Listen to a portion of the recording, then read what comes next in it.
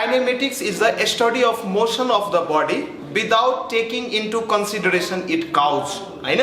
हामी मोसनको बारेमा स्टडी गर्छौँ यो काइनेमेटिक्स भन्ने च्याप्टरमा।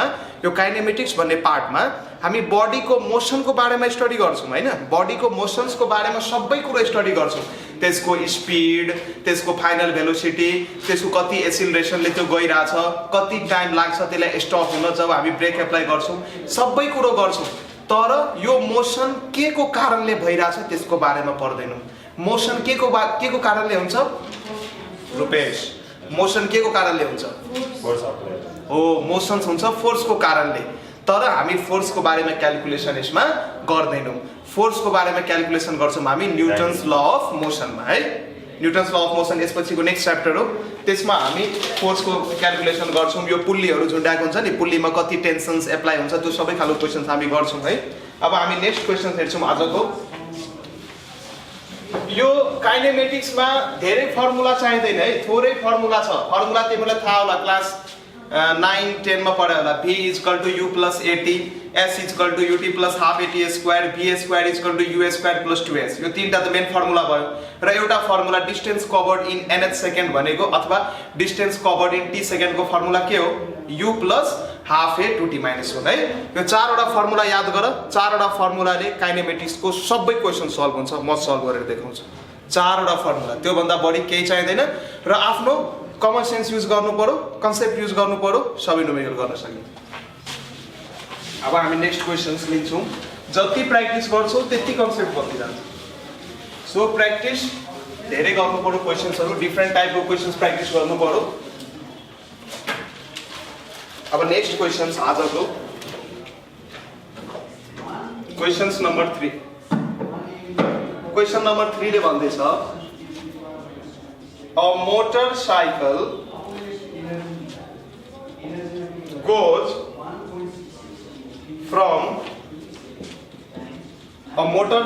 goes from a station A to B at 40 km/h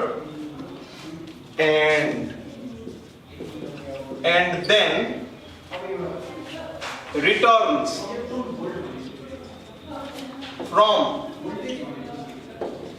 B to A at 60 km/h. Calculate, एक नम्बरमा क्याल्कुलेट गर्न भन्छ एभरेज स्पिड। एभरेज स्पिड कति छ त्यो मोटरसाइकलको।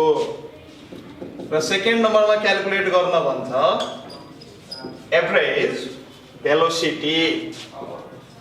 एभरेज भेलोसिटी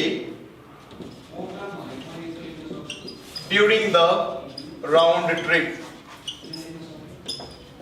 ल यो क्वेसन गर त। क्वेसन बुझ्यौ? एउटा राउन्ड ट्रिपमा एउटा मोटर बाइक गइरहेछ, यसरी बुझ्नुहोस्। राउन्ड ट्रिप भनेको सर्कुलर बाटो, जहाँदेखि स्टार्ट भयो त्यही फाइनली रिटर्न भइरहेछ, त्यसलाई हामी राउन्ड ट्रिप भन्छौँ। मालुम यो यहाँबाट एउटा भेहिकल स्टार्ट भयो, यो पोजिसन्स ए, यो पोजिसन्स बी हैन। यहाँबाट एउटा भेहिकल स्टार्ट भयो, यो सुरुमा कति स्पिडले गयो? यहाँदेखि 12 km/h ले यहाँदेखि यहाँसम्म पुग्यो हैन। फेरि यहाँदेखि रिटर्न भएछ कतिमा? 60 km/h मा। यहाँदेखि यहाँ ए देखि बी गएछ, सुरुमा लेफ्ट टु राइट गएछ 40 km/h मा। फेरि राइट देखि लेफ्ट त्यही पोइन्टमा फर्केछ 60 km/h मा। यो तिमीलाई क्वेसन्स दियो। अब तिमीलाई एभरेज स्पिड र एभरेज भेलोसिटी झिक भन्दैछ।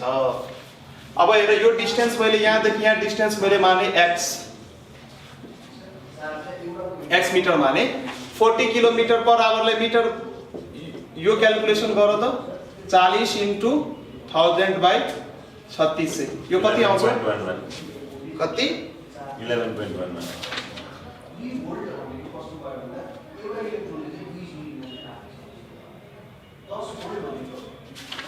यसो गरौँ, यो कन्भर्ट गर्नु पर्दैन, गर्दा नि हुन्छ। मिटर पर सेकेन्ड पनि आन्सर झिक्दा हुन्छ अथवा किलोमिटर/h पनि झिक्दा हुन्छ है। हामी किलोमिटर/h मै झिकौँ, 40 km/h।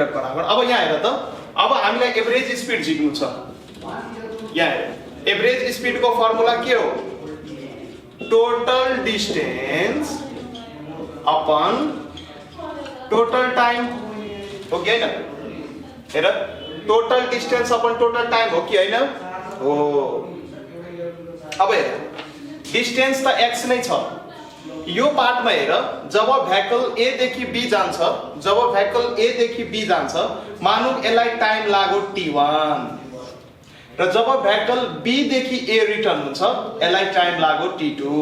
t1 र t2 फरक हुन्छ किनभने डिस्टेन्स उही हो तर भेलोसिटी फरक छ, त्यसैले टाइम नि फरक हुन्छ।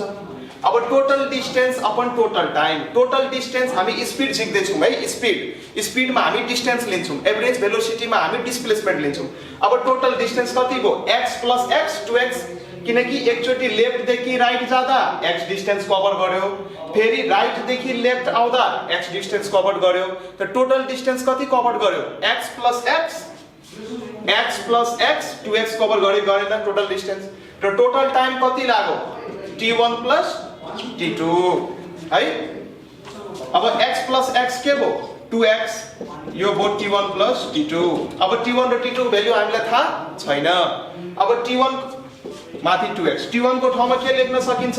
x/40 लेख्न सकिन्छ कि नै? यो किनकि स्पीड भनेको के हो त?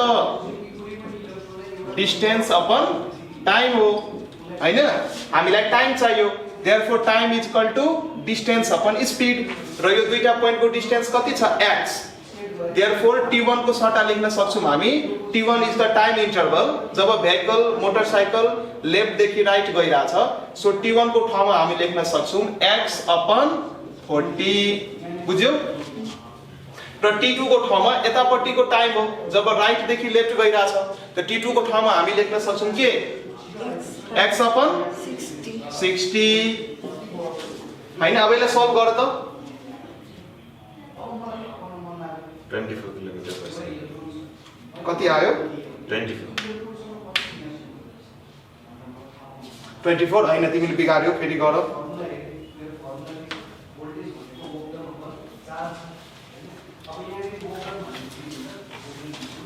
यो x क्यान्सल गर्न सकिन्छ, माथि भयो 2, यहाँ भयो 1/40, यहाँ भयो 1/60।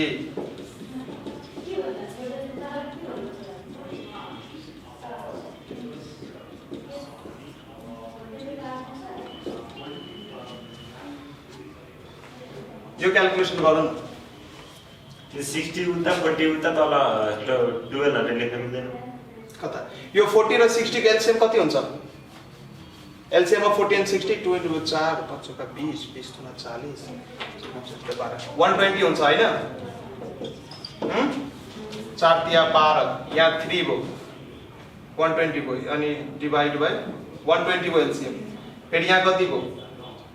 3 + 2, यसलाई लेख 2/5/120, 2 into 120/5। यो क्याल्कुलेट गर त।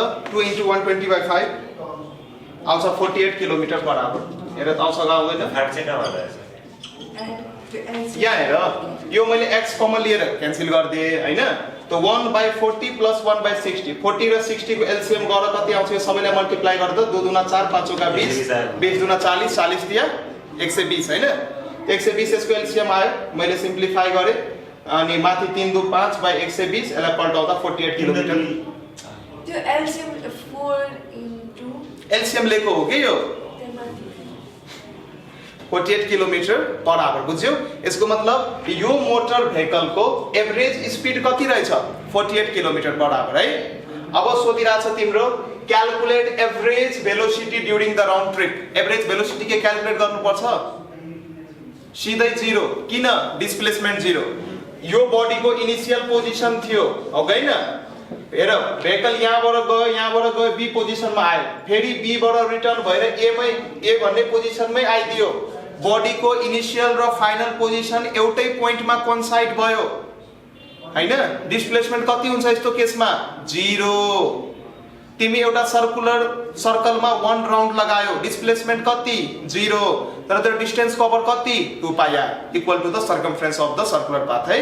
त तर डिस्प्लेसमेन्ट डिपेन्ड गर्छ इनिशियल पोजिसन र फाइनल पोजिसनको ग्यापमा। यदि बडीको इनिशियल पोजिसन र फाइनल पोजिसन एउटै पोइन्टमा कोइन्साइड भयो भने त्यति बेला बडीको डिस्प्लेसमेन्ट के हुन्छ? 0। अब यहाँ हेर सेकेन्डमा सोधेको छ average velocity during the round trip. Average velocity कति भयो त? एभरेज भेलोसिटी भनेको total displacement upon total time तिमी t1 + t2 गर, तर काम छैन किन? टोटल डिस्प्लेसमेन्ट 0 छ। त 0 by time something divide by 0 भने के हो त? 0। देयरफोर एभरेज डिस्प्लेसमेन्ट बडीको कति रहेछ त? 0। हैन एभरेज डिस्प्लेसमेन्ट भनेको सरी एभरेज भेलोसिटी बडीको कति रहेछ त? 0 km/h। यो क्वेशन बुझ्यौ? मैले के गरिन यसमा? यदि एभरेज स्पिड निकाल्न भन्छ भने एभरेज स्पिडको फर्मुला लाउनु total distance covered upon total time, र एभरेज भेलोसिटीको फर्मुला लाउनु total displacement upon total time. Average speed हामीले निकालिसक्यौं यो एक्सलेट गरेर, त्यो तपाईहरुले बुझ्नुभयो। यसमा यदि गाह्रो छ भने यसमा हामीले यति मात्र लायौं कि total displacement covered. Total displacement covered बडीको 0 भएको छ किन? बडीको इनिशियल पोइन्ट र फाइनल पोइन्ट एउटैमा कोइन्साइड भएको छ किन? बडीले राउन्ड ट्रिप गरिरहेछ। राउन्ड ट्रिप गरेको बेला डिस्प्लेसमेन्ट 0 हुन्छ, देयरफोर एभरेज भेलोसिटी 0। क्वेशन सिद्धियो। अब नेक्स्ट क्वेशन्स लेख। यो क्वेशन बुझ्यौ?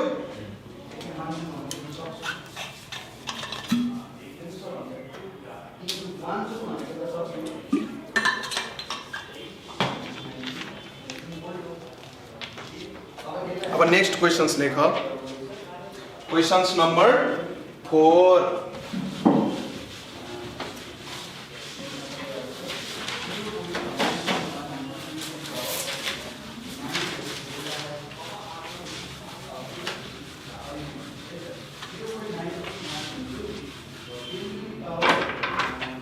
क्वेशन नंबर 4 ले भन्दैछ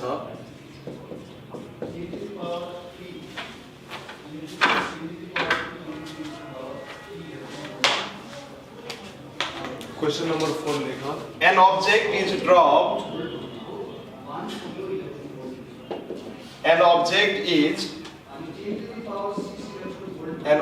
is dropped from the top of the tower of height. From the top of the tower of height 156.8 meter and at the same time त्यही समयमा another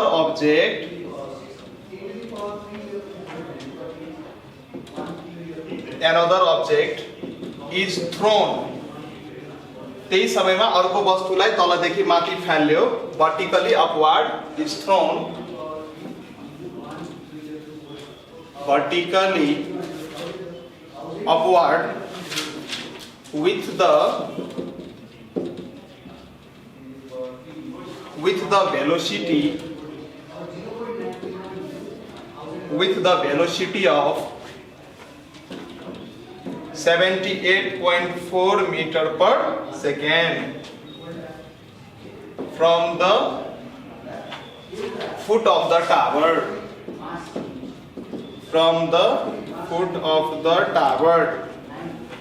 अब क्वेशनले सोधिरहेछ when and where the two objects meet। अब यहाँ क्वेशनले के भन्दैछ भने a object is dropped। एउटा अब्जेक्टलाई के हाइटबाट चाहिँ के गर्यो त? ड्रप गर्यो। ड्रप गर्नु भनेको इनिशियल भेलोसिटी 0 है। कुनै पनि वस्तुलाई जब हामी ड्रप गर्छौं नि initial velocity 0। An object is dropped from the top of the tower of height 156 meter and at the same time another object is thrown vertically upward with the velocity of 78.4 meter per second। यो चाहिँ मानौ हाम्रो ground थियो, यो चाहिँ हाम्रो tower थियो, यसको हाइट हामीलाई दिएको छ 156.8 मिटर। यहाँबाट एउटा अब्जेक्टलाई ड्रप गर्यो, इनिशियल भेलोसिटी 0, यहाँबाट एउटा अब्जेक्टलाई फाल्यो, इनिशियल भेलोसिटी कति दियो 78.4 मिटर पर सेकेन्ड। गर तपाईको क्वेशन कसरी गर्छु?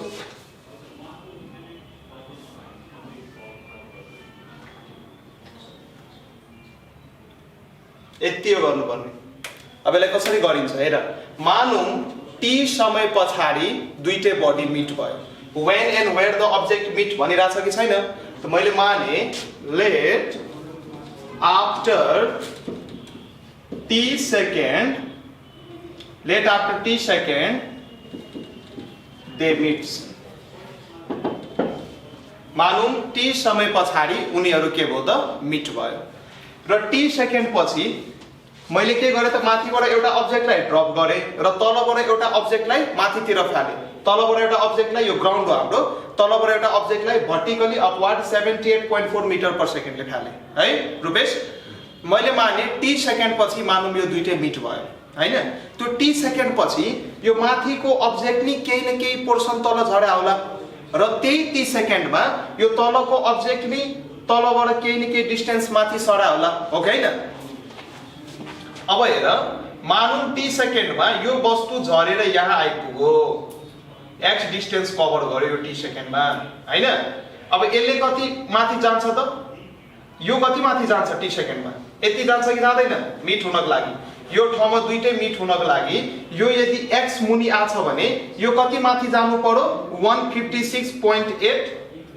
156.8 माइनस x जानु पर्यो कि नै? बुझ्यौ? अब के गर, दुईटैमा इक्वेसन अफ मोसन लगाइदियो। अब हेर त यो बडी माथिदेखि तल खसिरहेछ कि नै? यो बडीको लागि हेर, माथिबाट तल खस्ने बडीको लागि हेर, म s इक्वल टु यो फर्मुला लाउँदै छु, ut प्लस हाफ gt²। जब कुनै पनि बडी केही हाइटबाट तल झरिरहेको हुन्छ अथवा हामी मुनिबाट कुनै अब्जेक्टलाई माथि प्रोजेक्ट गरिरहेको हुन्छौँ, माथि फालिरहेको हुन्छौँ, त्यति बेला त्यो बडीको एसिलेसन कति हुन्छ त? g सँग इक्वल हुन्छ। सो तिमीहरूले पढायो होला ut प्लस हाफ at²।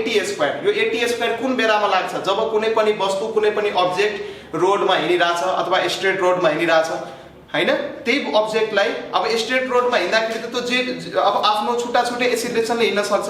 अब भेहिकल्सहरुको एसिलेसन त छुट्टा छुट्टै हुन्छ, हामी भ्यारी नि गर्न सक्छौं, तर कुनै बडीलाई माथिबाट ड्रप गर्छौ अथवा कुनै बडीलाई तलदेखि माथि फाल्छौ भने त्यसको एसिलेसन चाहिँ फिक्स हुन्छ। त्यो चाहिँ कति हुन्छ त? g, सानो g। त्यसैले मैले ut प्लस हाफ gt² लेखे र यहाँ प्लस साइन किन लिए? किनकि अब्जेक्ट माथिदेखि तल फल भइराछ र ग्राभिटी पनि तलै एक्ट हुन्छ, त्यसैले प्लस साइन लेखेको। अरु साइन कन्भेन्सन्स नि हामी युज गर्न सक्छौं, तर सिम्पल साइन कन्भेन्सन हो माथिदेखि तल कुनै अब्जेक्ट फल भइराछ भने प्लस, तलदेखि माथि फालेछौं भने माइनस। अब हेर, यो बडीलाई के गराछ त? एन अब्जेक्ट इज ड्रप्ड भनेको छ। ड्रप्ड भनेको इनिशियल भेलोसिटी 0, त यो होल पार्ट के भयो त? 0। त s को ठाउँमा के लेख्न सक्छु म? x डिस्टेन्स फल भएको छ यो भनेको, र मैले g को ठाउँमा कति भ्यालु युज गर्छु सर? g को ठाउँमा कति भ्यालु युज गर्नु? 10 गर्नु कि 9.8 गर्नु? क्वेशनले के भनेको छैन, मैले 10 युज गर्छु है। एकछिन यो केही न युज गरौँ, हाफ gt² नै लेखिराखौँ, पछि घट्छ एकछिन। x equal to half gt² भयो। अब यो वस्तुको लागि जी गर, त्यही t समय, त्यही t भन्ने त्यही t टाइममै यो तलको अब्जेक्ट यति हाइट गेन गरेछ कि छैन? अब यसको लागि म लेख्दै छु अगेन, यो माथिबाट खस्ने बडीको लागि भयो। अब तलबाट हामी माथि प्रोजेक्ट गर्ने बडीको लागि जिक्दै छौं। यो कति डिस्टेन्स कभर गर्यो? 156.8 माइनस x। इनिशियल भेलोसिटी कति छ? 78.4 into ut minus half gt²।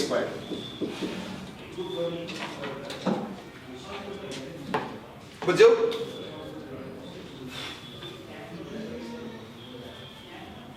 यो मैले के गरे बुझ्यौ?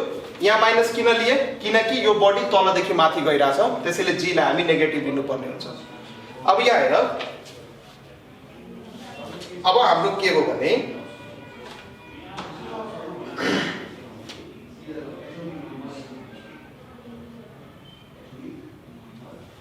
अब हेर, अब के पुट गर्न सकिन्छ हाफ जीटी स्क्वायर को ठाउँमा के पुट गर्न सकिन्छ यो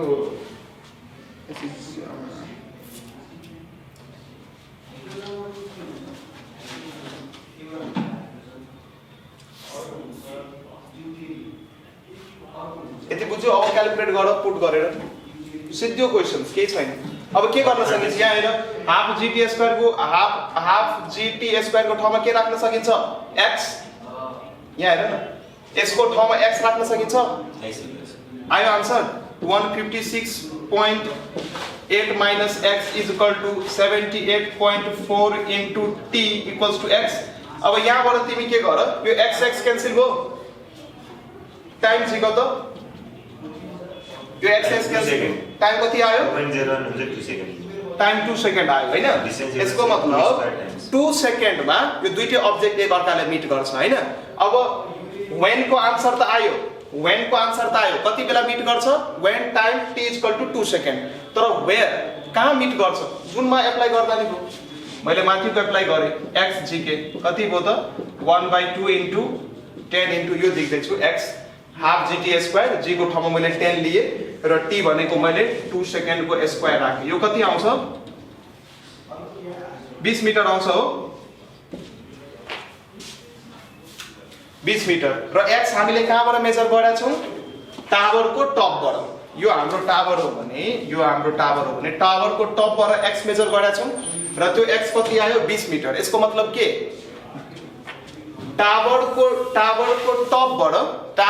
टपबाट 20 मिटर मुनि दुईटै अब्जेक्ट मिट गर्छ कति समयपछि 2 सेकेन्ड पछि यो क्वेशन सिद्धियो है यति गर्नुपर्ने थियो यसमा केही गरेनौं हामी टावरबाट एउटा अब्जेक्टलाई ड्रप गराइयो र त्यही इन्स्ट्यान्ट अफ टाइममा एउटा अब्जेक्टलाई तलबाट माथि फाल्यो कति समयमा मिट गर्छ क्वेशनले सोधेको छ र कुन ठाउँमा मिट गर्छ भनिरहेको छ त मैले माने t समयपछि यो दुईटै अब्जेक्ट मिट हुन्छ त्यति बेला त्यो टाइम t मा दुईटै अब्जेक्ट आफ्नो छुट्टा छुट्टै केही न केही डिस्टेन्स फलमा हुन्छ त्यो डिस्टेन्स मैले छिके इक्वेसन 1 र इक्वेसन 2 बनाए यसलाई इक्वेसन 1 बनाउन सक्छौ यसलाई इक्वेसन 2 बनाउन सक्छौ अनि तल लेख्न सक्छौ putting the value of x from equation 1 in equation 2 अनि यसरी टाइम झिक्न सक्छौ र यो टाइम झिकिसकेपछि यो टाइमको भ्याल्यु कुनै पनि इक्वेसनमा हाल त्यो अनुसार तिमी कि त तलबाट हाइट भन्न सक्छौ कि त दुई तरिकाले हाइट भन्न सकिन्छ यो किताबमा तलबाट माथिबाट भनेको छ तिमी तलबाट नि भन्न सक्छौ हाइट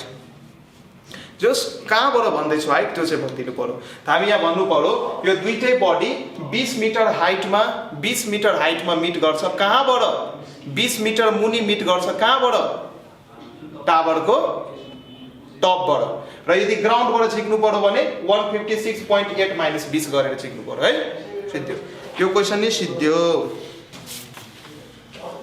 अब अर्को क्वेशन गरौँ यो कति नम्बर क्वेशन थियो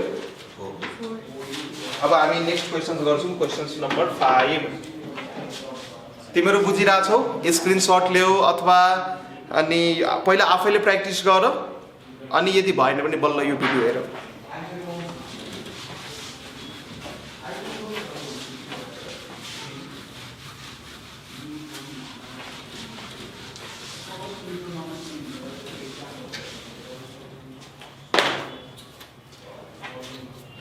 अब क्वेश्चन नंबर 5 लेख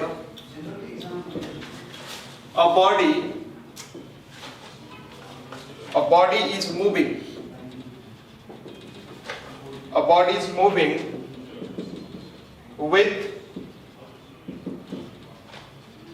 with uniform acceleration. A body is moving with uniform acceleration. Its velocity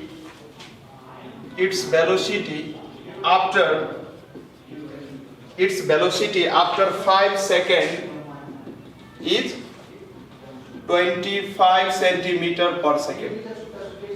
Its velocity after 5 seconds is 25 and after 8 seconds and after 8 seconds इसको velocity and after 8 seconds is 34 meter per second. A body is moving with uniform acceleration. एउटा body uniform एसिलेसनले move भइरहेछ हजुर फुल question ए होइन फुल question हैन एउटा body चाहिँ uniform एसिलेसनले move भइरहेछ यसको भेलोसिटी 5 सेकेन्ड पछि 25 सेन्टिमिटर पर सेकेन्ड दिएको छ र 8 सेकेन्ड पछि 34 मिटर पर सेकेन्ड दिएको छ अब क्वेसनले भन्दै छ क्याल्कुलेट एक नम्बरमा the distance it will travel in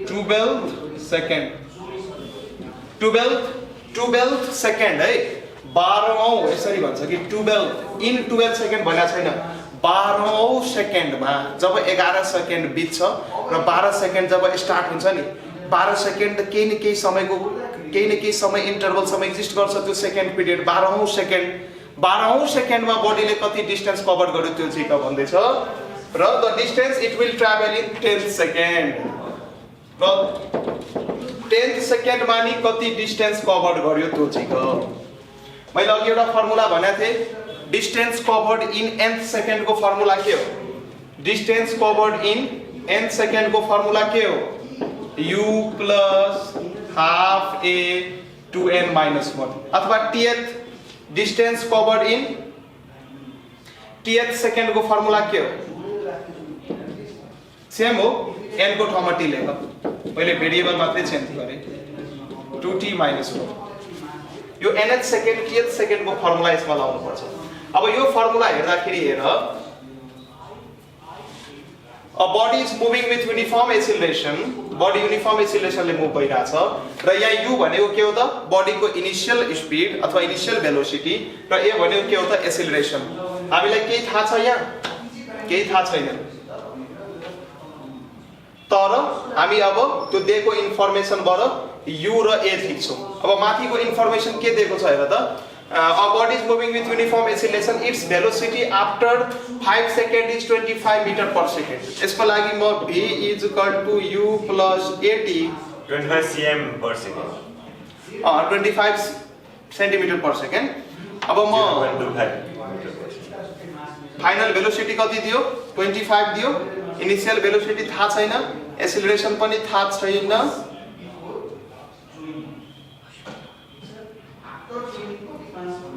र टाइम हामीले कति दिएको छ 5 सेकेन्ड यसलाई इक्वेसन 1